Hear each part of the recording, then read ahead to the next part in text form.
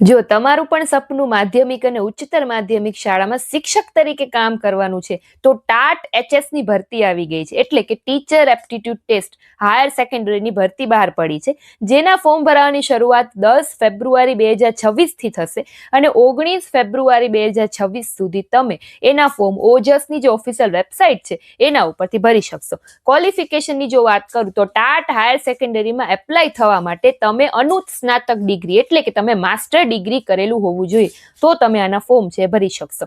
હવે આની પરીક્ષાની ડેટ પણ આપી દીધી છે કે 29 માર્ચ 2026 તમારી ટાટ હાયર સેકન્ડરીની પ્રિલિમ્સ હશે, એટલે કે પ્રાથમિક પરીક્ષા યોજાશે. બરાબર, મેઇન્સની જે ડેટ છે હજી સુધી નથી આવી, સંભવિત મેની તારીખ આપેલી છે, પણ પ્રિલિમ્સની છે આપી દીધી છે કે 29 માર્ચે તમારી એક્ઝામ હશે. હવે ક્વોલિફિકેશન મેં કહી દીધું. હવે આમાં 3 માધ્યમમાં એક્ઝામ લેવાશે, એટલે કે તમે ગુજરાતી માધ્યમમાંથી પણ ફોર્મ ભરી શકો, અંગ્રેજી માધ્યમમાં તો એમાંથી પણ ફોર્મ ભરી શકો અને હિન્દી માધ્યમમાંથી ફોર્મ ભરી શકો. તમારે જે માધ્યમમાં ટાટ એચએસ ની એક્ઝામ દેવી હોય એ માધ્યમ તમે સિલેક્ટ કરી શકો. પછી તમે એ પ્રમાણે સબ્જેક્ટ પણ સિલેક્ટ કરી શકો. તમારો જે મેઇન સબ્જેક્ટ હોય એ સિલેક્ટ કરીને તમે ફોર્મ ભરી શકો. હવે સૌથી પહેલા એમાં તમારી પ્રિલિમ્સ યોજાશે.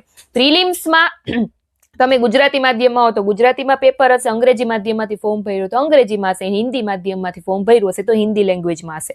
પ્રિલિમ્સમાં ટોટલ 200 માર્કનું પેપર હશે, 100 માર્ક્સનું જનરલ સ્ટડીનું પેપર હશે, જેમાં દરેક સબ્જેક્ટ આવી જાય, ઇતિહાસ આવી જશે, બરાબર, વિજ્ઞાન અને ટેકનોલોજી, કરંટ અફેર, પછી શિક્ષણ અભિયોગ્યતા, શૈક્ષણિક મનોવિજ્ઞાન, બાળ વિકાસ, એ બધું આવી જશે 100 માર્ક્સની સામાન્ય અભ્યાસમાં. પછી બીજા જે 100 માર્ક્સનું પેપર હશે પ્રિલિમમાં એ હશે તમારા વિષયને લગતું, તમે જે સબ્જેક્ટ રાખેલો હશે એના રિલેટેડ એમસીક્યુ. ટૂંકમાં 200 માર્કની પ્રિલિમ હશે અને એમસીક્યુ બેઝ જ તમારી ટેસ્ટ હશે, બરાબર. દરેક પ્રશ્નનો 1 માર્ક અને બાકી ખોટા પડે તો એના નેગેટિવ માર્ક. હવે એમાં તમારે જો જનરલ કેટેગરીમાંથી છો તો મિનિમમ 60% લઈ આવવા ફરજિયાત રહેશે અને બાકી જો રિઝર્વ કેટેગરીમાંથી છો તો મિનિમમ 55% જોશે તો તમે મેઇન્સ માટે એલિજિબલ થશો. મેઇન્સમાં પણ ટોટલ 200 માર્કનું પેપર હશે, પણ મેઇન્સ જે હશે એ ડિસ્ક્રિપ્ટિવ હશે, વર્ણનાત્મક હશે.